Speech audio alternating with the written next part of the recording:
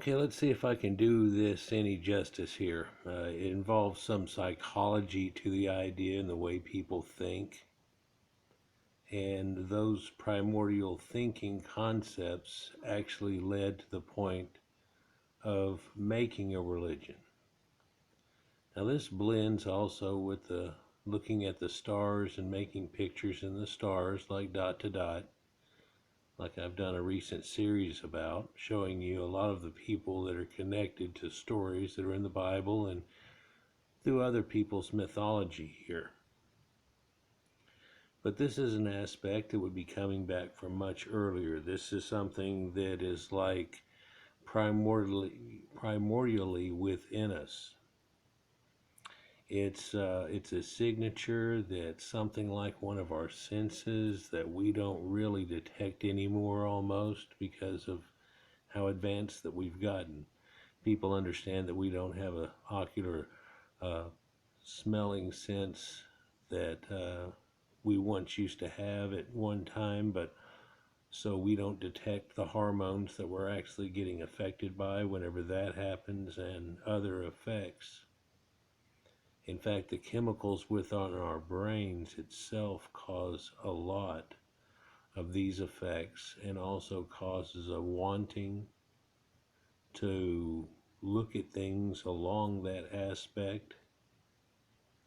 It kind of gives me a rush to study things and to find one new little piece of the puzzle. It sets me off on a whole set of things.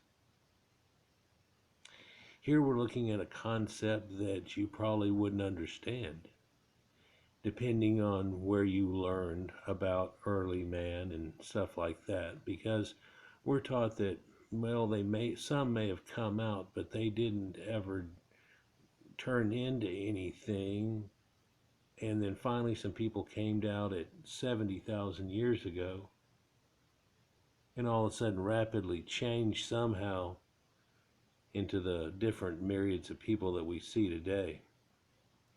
Didn't really work out like that. We'll touch upon that again, but this map is showing you where people came across from out of Africa, and the theory that they still have showing there that these early primates are hominids, are proto-hominids actually, at the point here that we're talking about, and the people that we're talking about, because they weren't really people. I don't know what point you want to start saying they're legally people or modern humans versus people. It's funny that if there's anything ape-like now, people want to call it people somehow.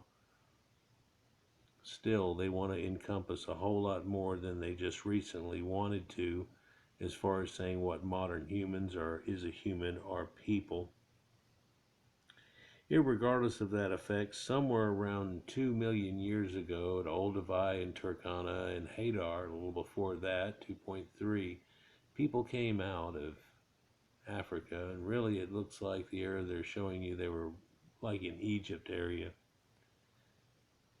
and came through that, but also they show where they had made a jump across the land bridge, whether it was a land bridge or not at the time, and it went into the Sinai Peninsula, Yemen, if you will, and so on, and then crossed across. That's the edge of the Mediterranean you're looking up there in the top left. And so they either went there, or from other spreads they bounced and went across the other way. What they're not showing here is Denisovans and other interactions. But if you look at the dating here, it's showing you, well, this is in between 1.9 to 1.7 million years ago, and they say it's the earliest spread of Homo to Eurasia. This concept I touched upon a couple of videos ago, or maybe a few by now, depending on what I put out when, but of the actual origins of mankind that we were talking about and so on. And I made another one talking about 1% difference between a chimp for 92% the same as a banana. And it shows some revealing effects of, like, you know, that this whole evolution type concept wasn't lateral and linear like people are led to believe somehow, that actually there were real ancient hominids still around till well after the last ice age, whereas at over 315,000 years there's a modern Homo sapiens. Then, of course, they try to classify modern Homo sapiens as Homo sapiens sapiens, throwing another name on it, just making things difficult for ourselves instead of looking at science as if we're in a third-person point of view that I talked about before. Irregardless of that effect, this you can see is a map of how they know that hominids had come out of Africa that went into these spots, and or these people, these hominids, were already out there. And if you look at the difference between the ones over here at the far right, we're 1.7, 1.6. We're only a little bit older here at Hadar, Turkana, and Olduvai at 1.9 and a little over 2. That's a pretty good stretch of time, though, time differential that we have going on there. So we can't show any other pinpoints that are out, but there have been some effects, not a human skeleton apparently that they would ever report, that are showing that this effect was going on a little earlier and up to 700,000 years before the ones that you see in Africa. And of course they didn't want to promote that. That ruins the ideal that they've been going with for the last 50 or 60 years, which was a change from what was going on from before that. If we go back another generation before that, there's a radically different thought on what went on. Irregardless of that, when these people went through these effects, there's a lot of things that they developed technology-wise and non-technology-wise, which actually leads to more technology, even if it was non-technology-wise, and so forth, and back and forth.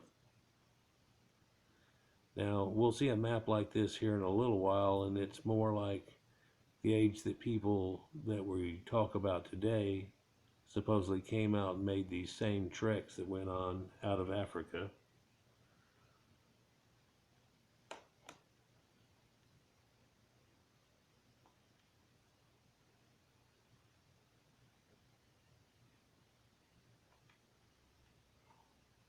You see at this point here, what we're looking at is in Africa, they say Homo sapiens in Africa 150 to 200,000 years ago.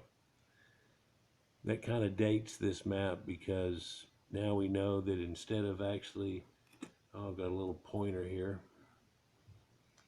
instead of actually coming down here to this point and showing you East Africa where they came from, like the Great River Rift Valley that's in there that contain Lake Malawi and Lake Tanganyika and Victoria and what actually feeds the Nile and so on, that it didn't happen there, for we have stretching back to 315,000 BC now over here at the very edge of Africa and North Africa at 315,000 BC. So this needs to be adopted a little bit. And if you look just above that, there's Europe, and it shows you whenever the people known as Europeans came out, they even went across water here, and show you they're only there at 45,000 years ago. And you think, oh, well, that's real recent. Well, they were other places until that point, because there was a continental ice shelf that was over that, over the whole top of this, like a blanket, like this.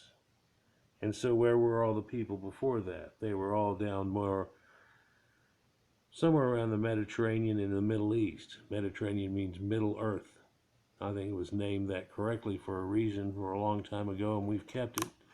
Everybody just thinks it sounds like a cool name, but a lot of these names mean things. So we see right there in the middle of that area that's huge, that we would call Eurasia today, the Levant and Arabian Peninsula and stuff showing 120 to 90,000 years ago. There were people that were migrating out at this point. Now, they eventually met a Neanderthal, and Neanderthal is so different that they can easily detect his DNA, showing you that there was something a lot more fibrated than anybody gave credit for. Actually, there was a great bottleneck in humanity around the last ice age, and they find now that there was a whole lot more haplogroup variation and really different races of people that were still extant here till then or a little after. We'll kind of touch on that again in here in a minute, but you also see where they finally got down into South Asia about 50,000 years ago, and of course that hit Australia at about that time. So that makes sense, but also North Asia above that, they don't find any remains across Siberia that break 20,000 years ago. And there's a lot of permafrost up there and problems doing that, but believe me, because of the concept there and Clovis first and everything, people, when given the ability, and Russians of course all the whole time, have been checking this out, and they can't show anything like that before. Of course, that would have been pushed down from the continental ice shelf that was there, but at 20,000 years, that predates the point that we believe in of coming into America. Now, this also dates this map because we show 15,000 coming in, and that's just a debatable number. In fact, we have over 18,000 down here in South Texas and Galt area, and things that are showing us now over 34,000 years old, including footprints of modern humans and so on, going back well over 34,000 years ago. And so there is no way that they would have been able to use this bridge that was there. In fact, it was just a shoreline, and these people came across on canoes and boats. There's also showing of haplogroup X that actually it came across the other way, because X is hooked up with Europe way over there to the left, and right over here in the Americas. In fact, it's shown in the Indians that live around in this area, showing that there was a connection from long ago and that Indians weren't exactly one people.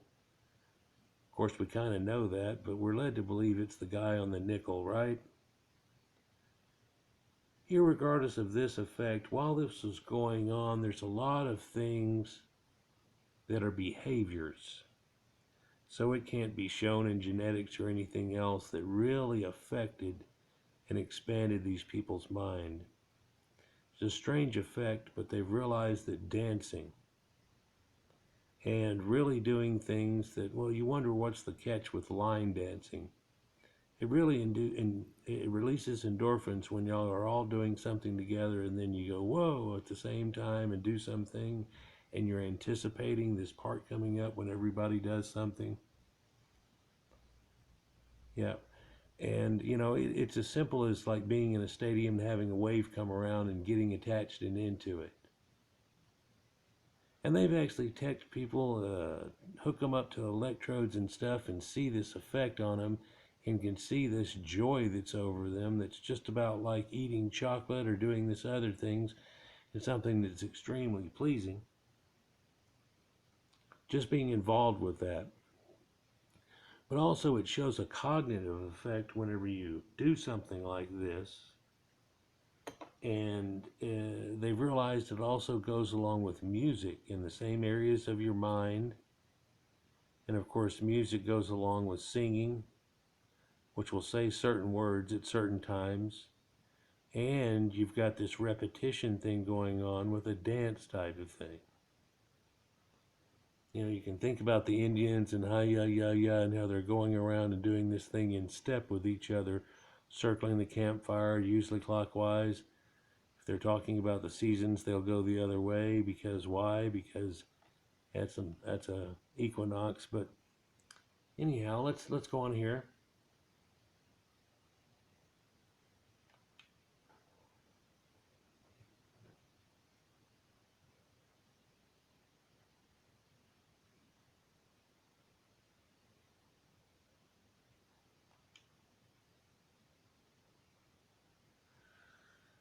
Many papers are in this, and this man I'm getting the presentation from, and looking and going over a few slides after stopping during his presentation and thinking through this and going, yeah, I could use that in a way that I could maybe explain something because that's what he's kind of trying to do, of how people developed religion out of certain concepts that go back to when we're a baby and growing up. And I've said in recent videos how there's a mockery in the idea that, and even woven into the Bible, that you're like a baby in this concept and protected it, and then come out of it like a Santa Claus, and then there's a secondary Santa Claus. But let's go on. Our hunter-gatherer ancestors were, in effect, on a camping trip that lasted a lifetime. In fact, it kept going. You were young and then you were an elder. Back then, they say people lived about 35 years or so on average. That's kind of taken out of context too, because in reality what's happening here is that some people are dying whenever they're children. Some people are dying in their younger ages. Just takes infection. Today we got modern medicines and things, but back then it takes something like that, or even a abscessed tooth or so on. It's amazing how that takes out people, or used to. But in that idea, there's somebody that lives 60 years old, maybe even 78, which if you figure out in lunar years, that would be, if you transpose it, what lunar years means in the numbers of Methuselah and divide it, you end up getting about 78 years, if I'm not mistaken. But it would be incredible back in these times that we're talking about for anybody to live 78 years. But that would be balanced out in the averages from a lot of people that died when they were children, in their teens, in their 20s, and so on. And it'd get around an average of 35. But it really seemed like, as soon as you started peaking out, well, after you went over that hill a hair, boof. There are very few that are older than that are gone, but the ones that are there, you can tell that they were cared for by people until the point that they went, which is another psychological look at this effect. But you're on in this incredible lifetime camping trip. They had to solve many different kinds of problems well to survive and reproduce, and under those conditions. This was said in a paper by Cosmides and Tooby back in 2013. I'm sure sentiments like this have gone on somewhat before, but this is really taking on the idea of what they had to go through, and people using the concept of what would they have been thinking and what things would they have to go through. And whenever you can develop enough of this thought pattern that enough people agree upon, you can get an idea to their level of intelligence and craftsmanship and things that were going on. Thing is, whenever I was a kid, they thought Cro-Magnon was like, they quite often showed him going around with a club, knocking women out and dragging them in a cave, and ugh was about the only thing they said. We're realizing now that totally is out of proportion and out of concept. Even back whenever people were apparently wearing clothes like Fred Flintstone, they were smart like Fred Flintstone, they just didn't have anything. And it took, because they were alone in the endeavor of, like Cro-Magnons being the most advanced people on the planet at the time, and from then on, they've had to create this all out of nothing. Come to them through innovation. What drives innovation? We'll touch upon that too as we get up. I want to try to get into this a little more, but people are seeing this effect that goes on here.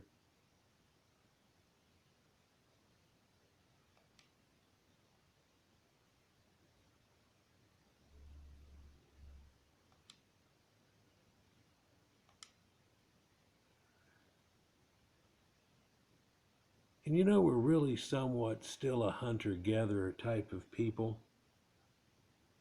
The women usually do the shopping and they go through, and of course they picking out vegetables and fruits and things, and that's what that was about, and the specialty pickiness of women and so on that we still have to this day. It's fading and acting weird now because of grocery stores and the way things went, but men hunted and women gathered. In fact, the funny caption that's barely out of shot here, it says, well, what do you want to watch?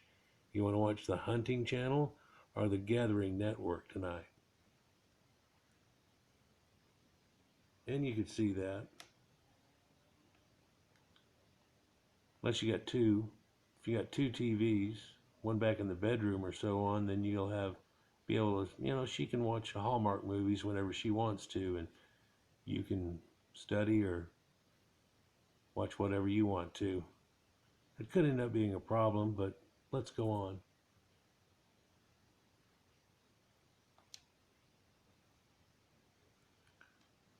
So they've agreed that somewhere after the point of the people on the left, like a Homo erectus type, that this cognition comes in at a point of intelligence. You can see the forehead. Yeah, they've clipped two x-rays together here and not really put them exactly in the same size. For the cranial one on the right is something like 1350 cc's, and the one on the left is only like 800, and if you look, it doesn't have a forehead and isn't high domed. Also here they're pointing out with the yellow line something having to do with the speech pattern and it being a much more different nasal cavity, being able to make much more eloquent noises than they would have been back here. But now this was also used in reverse, saying that Homo erectus would have been able to speak, but it wouldn't have been eloquent speech, and he probably didn't have all the consonant sounds or things like that going on. But that he definitely did. Like they did the same thing on Neanderthals and even tried to make a throat and show you what he would have sounded like and a deeper voice and so on like that.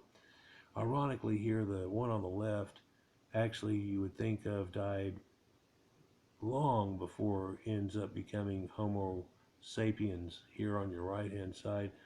But at around 4400 BC, 4500 BC, this one on the left was still extant here on the planet. It looked extremely similar to that. Meanwhile, at 315,000 BC, we have the one on the right that showed up. So it's not even a small overlapping, but wow. But there are other videos for that.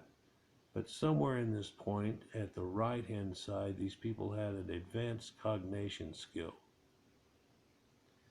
And with these ritual dances that go on that even affect the Homo erectus types too, by the way, they believe they would have done things along this way, but not near as advanced. You look at the ones on the right, and they've ended up making look at the Victorian ages and waltzes and all kinds of dances they have there. Look at all the ones we have in a modern day, but dancing along with music, giving a rhythm effect onto it, actually enhances people and gives them that bump that I was talking about, and it shoots all kinds of endorphins around in your mind.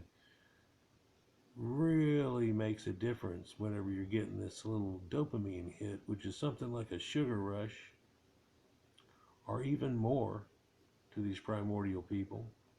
And it's the rush of like doing something like it's not athletic, but whenever somebody does something athletic and pulls it off, at least does it well, does it good, close to his record, anything like that, he feels all pumped up about it, gives you a rush. Well, you can just sit there and get this rush. Talk about that here. Let me see.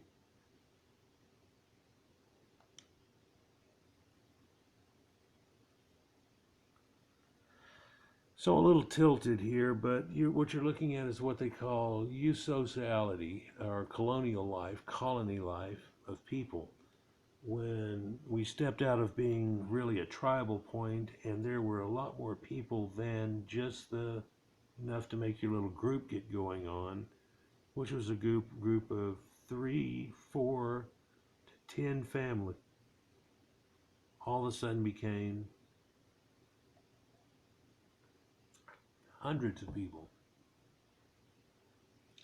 And when that point happened, and then groups of those hundreds got together on and off at times, you have this interaction that's colonial life. What makes things different for them, that mentality that's going on now, totally changes. It's a different way of life. It's a different world. It really is. If you get on the level that's here. And so in that concept, you have multi-generational care of the young, all the way through grandma and everything like that. Hopefully they're still around. Cooperative care of young between people. Monkeys and stuff, they won't even let their siblings and stuff usually hold on to it or anything like that. It's kind of totally different than what we have here. But there's also a division of labor, and starts to sound like civilization concepts here, of course. And then defense of a communal locale. That becomes real important. But then we also have an idea of self-sacrifice, which I guess is just out of shot here. But so we compare this to people, and we say this is traits that we understand about it. And like, if we're going and a bear tries to attack, there's somebody that's going to jump in front of there, which looks like a silly endeavor, but he's going to try to do that to save all these others, and so on. You can think of scenarios in your mind.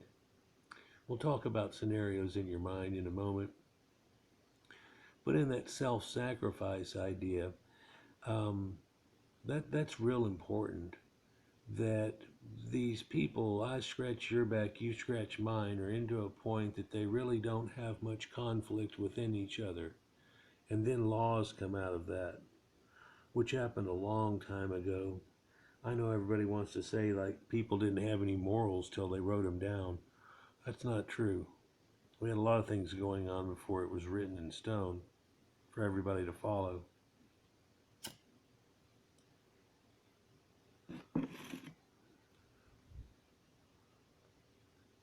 So this right here that we're looking at is not actually about people are here. This is something about bees.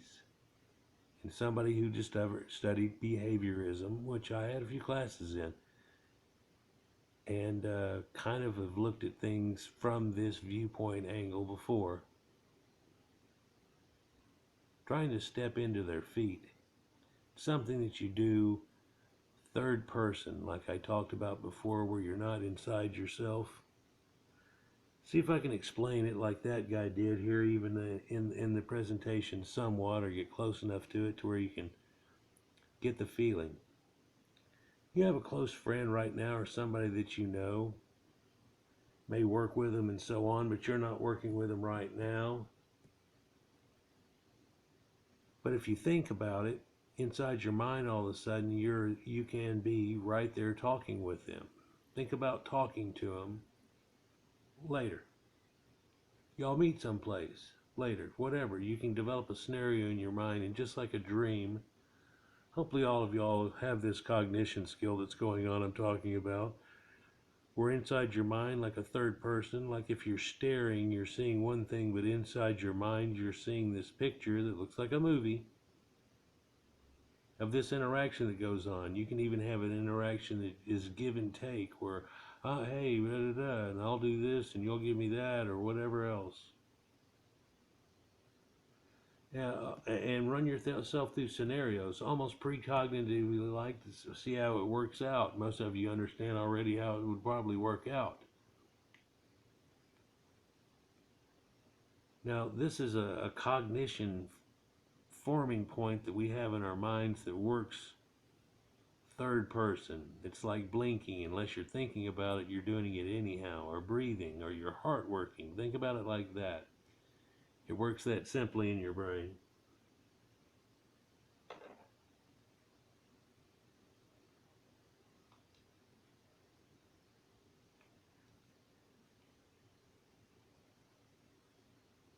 So it helps to enforce and give us religious ideas. Now, see if I can put this together as an idea here in the way that he kind of said it before and led into this right here that we're looking at. It's a byproduct of cognitive mechanism designed for other purposes. Just like if it was to be like, okay, if we go hunting tomorrow and a bear shows up, everybody wants to have an extra knife, and we're going to have this and that, and we're going to have so-and-so. There are huge jumps in this concept. One of them is the bow and arrow, which has been around about 70,000 years. And instead of having a stick with a pointy end on it, fighting something off and having to be within range like that, You have something you can shoot from a distance, but you have to have that whole little thing going on there, this cognitive idea. A lot of things lead to this, but it connects in the way we're talking about the dance and the way we would look at something like interactions with any person. Let's take this to another level.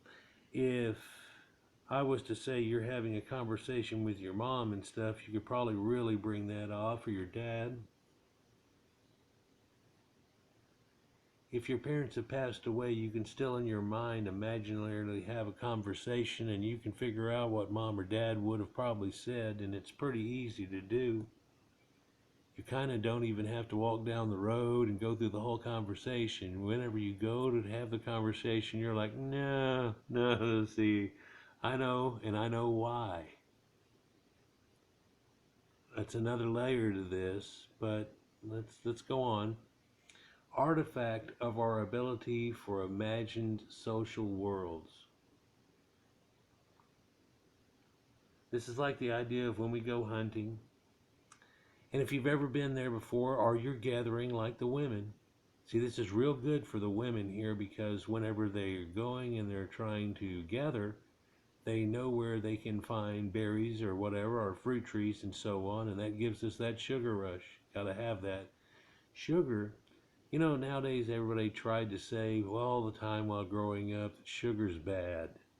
My grandparents took saccharin and stuff, and then they realized that gives you cancer. And you could take this one little bitty pill and put it in a whole glass of tea and it'd make it sweet. But it's like, hey, that's not right. To all these complex sugars, and they go, that's much better, to the point that now, kind of like the white meat and chicken and beef, pork and everything, they turn around and go, no, you know, real sugar is probably the best one for you. It's easily processed from you, and it does everything. The problem is nowadays we have a whole lot of sugar compared to where we used to. If you look back at this time here, for people to have found fruit and so on was a iffy type thing or whatever, and series during seasons would have been real popular, but then faded out real bad, and you'd spend a part of the time where you weren't getting that. And certain vitamins that are real important, like A, E, and C. Hard to believe you could get something like scurvy, which is associated to going in a boat, but if you're not eating a diet in things that have vitamin C in it, or eating certain creatures that eat things, so the creature that you're eating is high in vitamin C, it can happen to you. You get foundered. All kinds of effects. But whenever you look at things like this and you have this imaginary social world, you also can easily imagine this concept, a very human concept, something very natural, with a slight alteration. Now, down the river from that concept, you can have an idea where it's just like this, but elves. Or it's just like this, but X magic. Or it's just like this, but there's something special about something. And our minds are made to accept something that's one off. But when it gets something that's two off, it doesn't really accept it. It doesn't want to anymore. So it ends up rejecting that concept, but one is acceptable and fine. There's also an effect whenever people hold up their arms, that what they're doing is they're raising up towards a God. But this is something like a child, like I was talking about before, where whenever you're a child, you come up to your parents and you raise up your arms. Some of you still probably have fleeting glimpses in your memories of being so small that your parents were giants. Do you remember it? That's one way of looking at giants, as it was. But what you can look at here too is that your parents are one and all, and really religion is not something that's somewhat normal, but it just takes one extra step for your parents are everything. They're gods of this world whenever you're trying to grow up and everything. They've got it all figured out. Once you feel like you've kind of got it in your teens, you rebel against that concept. Well, there's got to be some moral boundary there, and what people have used the concept of religion for, or even up to this day, is that there's somebody else, like Santa Claus, and he watches you, and he can see what you're doing, and he knows if you've been bad or good, right? So in that concept, whenever you're older and you're reaching up, it real mentally inside something natural, and because other people see this effect, they start raising up in churches and certain denominations. Other ones might hold up one hand and doing a waving gesture, which is almost like waving off your parents, or just waving hi at them.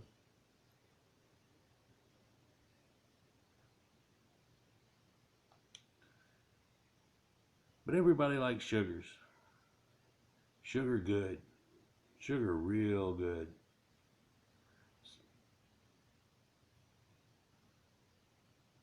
So